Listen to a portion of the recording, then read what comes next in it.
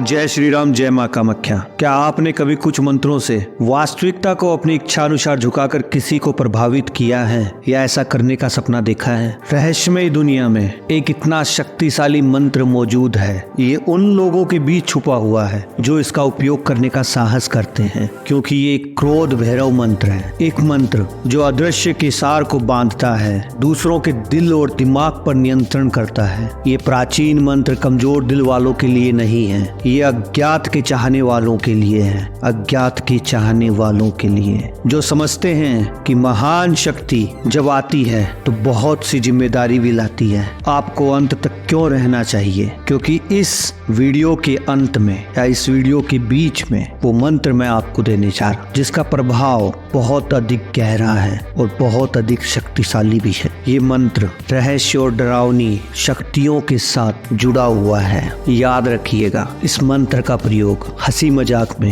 या केवल आजमाने के लिए कभी मत कीजिएगा। ये क्रोध भैरव का मंत्र है। उससे पहले कुछ चीजें जो आपको जाननी बहुत जरूरी है। जैसे ही रात पृथ्वी पर छा जाती है और चंद्रमा की रोशनी इंसानों को उनकी परछाइयों को देखने पर मजबूर कर देती है, एक रहस्यमय क्षेत्र में हमारी ऐसी यात्राएं शुरू होती हैं, साधना की यात्राएं। एक ऐसा क्षेत्र जहां ज्ञात और अज्ञात के बीच का फासला बहुत कम होता है, जहां प्राचीन मंत्रों में अनकही शक्ति और प्रभाव छुपे रहते हैं। आज रात हम एक ऐसे ही मंत्र को जानेंगे। एक सूत्र इतना शक्तिशाली है कि इसकी उत्पत्ति रहस्य में डूबी हुई है और रहस्यमय दुनिया के सबसे अंधेरे कोने में रहने वाले ही इसे जान पाते, इसकी शक्ति को महसूस कर पाते हैं। ये मंत्र पवित्र अक्षरों का एक क्रम, केवल शब्दों का एक समूह नहीं है, बल्कि ब्रह्मांड की गहन ऊर्जाओं के लिए एक शक्ति है। जो लोग इस मंत्र का जाप करते हैं अपने भोजन के पहले 7 कोर को इसकी शक्ति से भर देते हैं और जिसे वो प्रभावित करना चाहते हैं उसका नाम पुकारते हैं। वे पुरुष और महिलाएं दोनों की इच्छा को अपने अधीन कर सकते हैं। लेकिन कोई ऐसी रहस्यमय यात्रा पर कैसे निकल सकता है? क्या तैयारी की जानी चाहिए और कौन से खतरे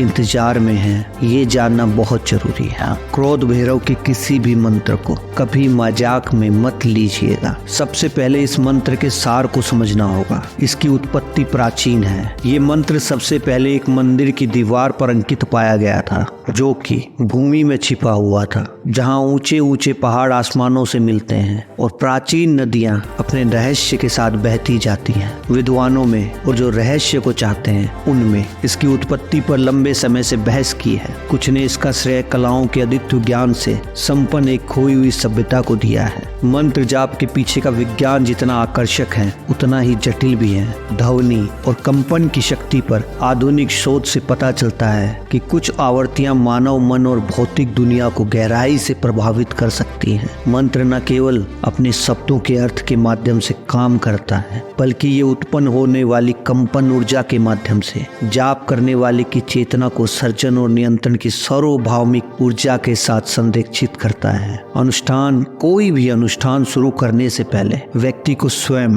और पर्यावरण दोनों को तैयार करना चाहिए। इस तैयारी में शरीर और मन को शुद्ध करना, नकारात्मक विचारों और कार्यों से दूर रहना और एक पवित्र स्थान बनाना शामिल है, जहां कोई भी अनुष्ठान बिना किसी परेशानी के किया जा सकता है। आदर्श प्राकृतिक शक्ति में से एक है एक ऐसा स्थान जहां तत्व एकत्रित होते हैं, जैसे कि पूर्णिमा की रोशनी में एक जंगल हो या आधी रात के समय एकांत नदी का किनारा हो। ये मैं आपको इसलिए बता रहा हूँ कि कोई भी साधना इतनी सरल नहीं होती है। उसके लिए आपको तैयारी करनी होगी। कोई भी अनुष्ठान की सफलता के लिए मौलिक शक्तियों का आह्वान करना महत्वपूर्ण है। पृथ्वी, वायु, अग्नि और जल के तत्वों का प्रतिनिधित्व और आवाहन किया जाना चाहिए, क्योंकि वे ब्रह्मांड के निर्माण खंड और मंत्रों के शक्ति के स्रोत हैं। ये प्रतीकों, प्रसादों और विशिष्ट मंत्रों के उपयोग के माध्यम से किया जाता है, जो तत्वों के पक्ष और सहायता को आकर्षित करते हैं। अब बात कर लेते हैं इस अनुष्ठान की। जैसे ही हम अनुष्ठान के केंद्र में कदम रखते हैं, जैसे ही आप इस अनुष्ठान को करने के बारे में सोचते हैं, सटीक चरणों का पालन और इरादे के साथ किया जाना चाहिए। मंत्र का जाप एक विशिष्ट स्वर में किया जाता है। प्रत्येक शब्दांश ब्रह्मांडीय ऊर्जा से गूंजता है जिसे वह आह्वान करना चाहता है। तो अब जो भी इंसान इस मंत्र का प्रयोग करना चाहता है उसे रोज खाना खाते समय सबसे पहले 7 कोण इस मंत्र से अभिमंत्रित कर ले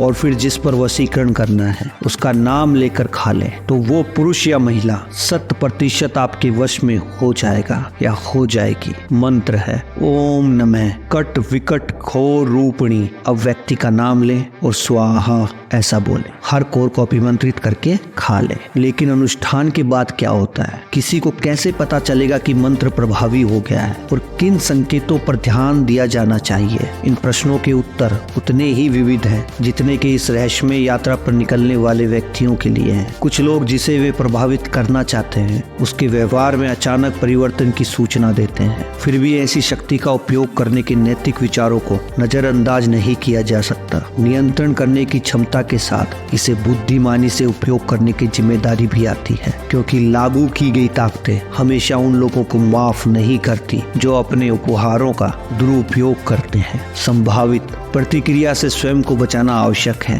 रहस्यमय मार्ग खतरों से भरे हैं और जो लोग इस पर चलते हैं उन्हें अपने कार्यों के परिणामों का सामना करने के लिए तैयार रहना चाहिए। इसमें सुरक्षात्मक अनुष्ठान, ताबीज और मंत्रों का उपयोग शामिल है जो अभ्यासकर्ता को नुकसान से बचाता है। जिन लोगों ने मंत्र की शक्ति का सफलतापूर्वक उपयोग किया है उनकी कई कहानियां हैं। प्रत्येक इनकी प्रभावकारिता और परिवर्तनकारी क्षमता का प्रमाण है। फिर भी सफलता की हर कहानी के लिए चेतावनियां हैं। उन लोगों की कहानियां जिन्होंने मंत्र की शक्ति को कम आंका और गंभीर परिणामों का सामना किया। ये सावधान करने वाली कहानियां एक अनुशासक के रूप में कार्य करती हैं कि रहस्यमय क्षेत्र में हल्के ढंग से प्रवेश नहीं किया जा सकता। मंत्र की शक्ति को बढ़ाने के लिए व्यक्ति ध्यान, उपवास, प्राचीन ग्रंथों के अध्ययन जैसे पूरक अभ्यासों में संलग्न हो सकता है जो रहस्यमय कलाओं के गहरे रहस्यों पर प्रकाश डालते हैं। ये अभ्यास न केवल अभ्यासकर्ता के सार्वभौमिक ऊर्जाओं के साथ संबंध को मजबूत करते हैं बल्कि काम करने वाली शक्तियों के बारे में उनकी समझ को भी गहरा करते हैं। इस एकल मंत्र के अलावा रहस्यमय ज्ञान का एक विशाल विस्तार खोजा जाना बाकी है। अन्य मंत्र और अनुष्ठान प्रत्येक की अपनी शक्ति और उद्देश्य है। उन बहादुरों को अज्ञात में अपनी यात्रा जारी रखने के लिए प्रेरित करते हैं। सच्चे साधक के लिए रहस्य का मार्ग अंतहीन है। ज्ञान, शक्ति और आत्म खोज की सशस्त्र खोज है। इसलिए चैनल को लाइक, शेयर और सब्सक्राइब करना ना भूलें। जैसे ही हम इस यात्रा पर एक साथ आगे बढ़ते हैं, आइए याद रखें कि जिस शक्ति की हम तलाश कर रहे हैं वो केवल साध्य का साधन नहीं है बल्कि ब्रह्मांड की गहरी सच्चाइयों को समझने का प्रवेश द्वार है। मंत्र केवल एक कुंजी है और ये हम पर निर्भर करता है कि हम इसका बुद्धिमानी से उपयोग करें, उन शक्तियों का सम्मान करते हुए जिनका ये आवाहन करता है और जिन रहस्यों का ये खुलासा करता है। जय श्री राम।